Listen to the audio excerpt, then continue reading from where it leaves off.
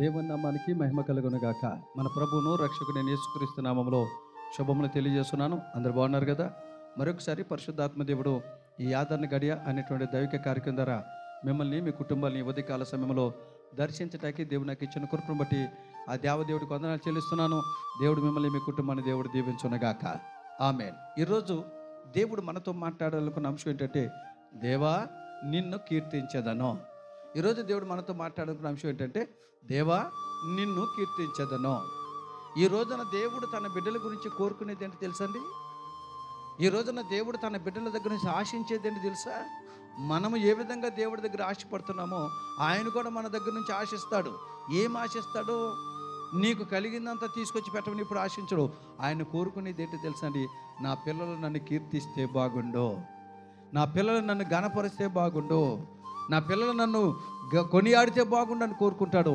ఈ సత్యాన్ని ఎరిగినటువంటి మన పిత్రుడైనటువంటి దావీదు గారు చెప్తున్నాడు, దేవా నేను నిన్ను కీర్తిస్తా. ఎలా కీర్తిస్తానంటున్నాడు దేవుడు మనతో మాట్లాడబోతున్నాడు.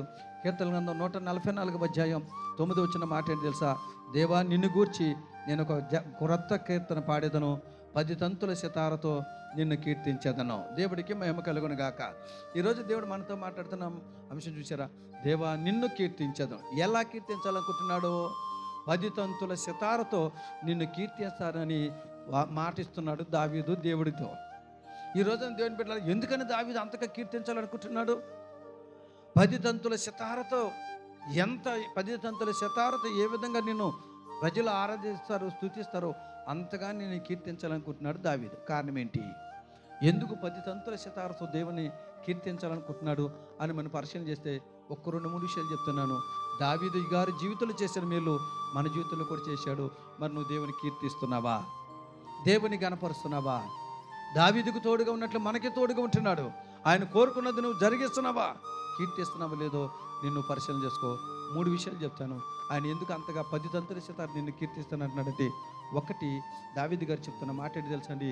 144వ అధ్యాయం 2వ వచనంలో మాట ఏంటి తెలుసా? ఆయన తన కృపను నిధిలా నా మీద కుమ్మరించాడు. దేవుడికి మహిమ కలుగును గాక. దేవా నిన్ను కీర్తిస్తానయ్యా అని దావీదు అంటున్నాడు. ఎందుకంటే దావీదు గారు అంటే ఆయన అంటాడు, అయ్యా 10 తంతుల సితారతో నేను కీర్తిస్తాను. ఎందుకో తెలుసా? ఆయన కృపను నా మీద ఒక నిధి వలె కుమ్మరిస్తున్నాడు. కృపనే దేవుడు తన కృపను ఒక నిధిని కుమ్మరించినట్లు నా మీద కుమ్మరించాడయ్యా. అందుకే నేను స్తుతించకుండా ఉండలేను. దేవుని బిడ్డ వాక్యం దేవుని గమనించు. నీ మీద దేవుడు కృపను కుమ్మరించట్లేదా? నీ బిడ్డల మీద దేవుడు కృపను కుమ్మరించట్లేదా? నిధి వలె నువ్వు పుట్టినప్పటి నుంచి ఎప్పటి వరకు ఆయన కృప ఒక నిధిలాగా నీ మీద కుమ్మరిస్తున్నాడు. మనం కీర్తిస్తున్నావా? దావీదు గారు చెప్తున్నాడు, దేవుడు నేను ఎందుకు స్తుతిస్తున్నానంటే ఆయన నా పట్ల చేసిన కార్యం చేసా, ఆయన తన కృపను నిధి వలె నా మీద కుమ్మరిస్తున్నాడు. రెండో విషయం చెప్తాను. 10 తంతుల సితారతో దేవాన్ని కీర్తిస్తానన్నాడు దావీదు. కారణం ఏంటంటే పరిశుద్ధ గ్రంథం, అదే కీర్తన గ్రంథం 144వ అధ్యాయము 2వ వచన మాట ఏంటి తెలుసా? ఆయన నాకు దుర్గముగా ఉన్నాడు. ఆమేన్. ఈ రోజున దేవుని ఎందుకు కీర్తిస్తున్నాడు తెలుసా? అయ్యా ఎన్నో సందర్భాలు, ఎన్నో పరిస్థితుల్లో నేను ఎన్నో సమస్యలు ఫేస్ చేశాను. అలాంటి సందర్భంలో ఎవరు నాకు దుర్గముగా ఉండలేదు, ఎవరు నాకు తోడుగా ఉండలేదు, కానీ నా దేవుడు నాకు దుర్గముగా ఉన్నాడు. అందుకే నేను కీర్తిస్తున్నా. ఈ రోజున నీ కుటుంబాన్ని ఎన్ని సంవత్సరం బట్టి ఆయన దుర్గంగా ఉంటున్నాడో. దేవునికి స్తోత్రం. హల్లెలూయా. దేవుని గమనించండి, నన్ను కోరుకున్నది ఒకటే, మన కీర్తించాలని. అందుకే దావీదు గారు అన్నాడు, దేవా నేను కీర్తిస్తా. ఎలా కీర్తిస్తా తెలుసా? 10 తంతుల సితారల వరే నేను కీర్తిస్తా. ఎందుకు దావీదు గారు కీర్తిస్తా అంటే ఆయన అంటున్నాడు, అయ్యా తన కృపను నా మీద నిధి వలె కుమ్మరించాడు. రెండవది, ఆయన ఎప్పుడు నాకు దుర్గముగా ఉన్నాడు. ఆఖరికి మాట చెప్పనండి, అదే 144 కీర్తన 2వ వచనం ఉన్నటువంటి మాట, ఆయన నన్ను పలుమార్లు తప్పించాడు. హల్లెలూయా.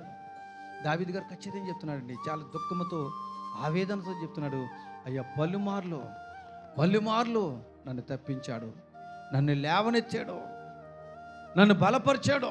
అందుకే నేను ఆయన కీర్తిస్తాను. వాక్యం దేవుని బిడ్డ, నిన్ను తప్పించలేదా? నీ కుటుంబం తప్పించట్లేదా? నన్ను తప్పించట్లేదా? మరి మేము ఆయన కీర్తిస్తున్నామా? ఈరోజు కోరుకునేది ఒకటే, నన్ను కీర్తించమనయ్యా. నన్ను కీర్తిస్తే నేను ఇంకా దుర్గముగా ఉంటా, ఇంకా బలమైన కృపతో నింపుతాను. నన్ను కీర్తిస్తే వాళ్ళు మారి నేను ఆయన తప్పిస్తాను, వారికి నేను అండగా ఉంటానని దేవుడు చెప్తున్నాడు. ఎక్కడైనా ఆయన కీర్తించో, దేవుడు నిన్ను దీవించునుగాక. ఆమేన్. దేవుడి మాటలు దీవించునుగాక. తలలోంచండి, ప్రార్థన చేసుకుందాం. ప్రేమగల మా తండ్రి, నీ స్తోత్రమయ్య. విత్తబడిన వాక్యాన్ని బట్టి నీ స్తోత్రం. వాక్యం ప్రతి ఒక్కరి జీవితంలో ఫలింపచేసి దేవాన్ని నీ కీర్తిస్తానన్నాడు దావీదు. 10 తంతుల సితారతో నేను కీర్తిస్తానన్నాడు. కారణం, దేవుడు తన కృపను నిధి వలె నా మీద కుమ్మరించాడు. 2 నాకు దుర్గముగా ఉన్నాడు, పలుమార్లు నన్ను తప్పించాడని దావీదుగా చెప్తాం. మా జీవితంలో కూడా అలాంటి మేలు చేసావు. వాక్యమైన మేము ఈ రోజు నుంచి మేము దావీదు వలె నేను కీర్తించు కృప మాకు దయచేయమని యేసు నామములో అడిగి పొంది ఉన్నాము తండ్రి. ఆమేన్. దేవుడు మిమ్మల్ని దీవించునుగాక. ఆమేన్. మరొకసారి ప్రభువైన మీకు వందనాలు చెల్లిస్తున్నాను. మీరు గమనించండి, మీలో ఇంకా ఎవరైనా సరే ఈ వాక్యాన్ని వింటున్న మీరందరూ మిమ్మల్ని ప్రేమతో కోరుకుంటున్నాను, ప్రేమతో మీకు మనవి చేసుకుంటున్నాను. ఇంకా మీరు ఎవరైనా సబ్స్క్రైబ్ చేసుకోకపోతే సబ్స్క్రైబ్ చేయండి, లైక్ చేయండి, ఈ వాక్యాన్ని అనేక మందికి షేర్ చేయండి. మీరు సబ్స్క్రైబ్ చేసిన బెల్ కనపడినప్పుడు దాన్ని ప్రెస్ చేయండి. అంతేకాదు అనేక మంది షేర్ చేయండి. మరి ప్రాముఖ్యమైన విషయం ఏంటి తెలుసా? మీరు ఎవరికైనా ప్రార్థన అవసరం ఉంటే మీరు అందరూ ఈ స్క్రీన్ మీద కనపడుతున్న నెంబర్లు ఫోన్ చేయండి. మీకు తప్పక ప్రార్థన చేస్తాం. దేవుడు మిమ్మల్ని దీవించునుగాక. ఆమేన్.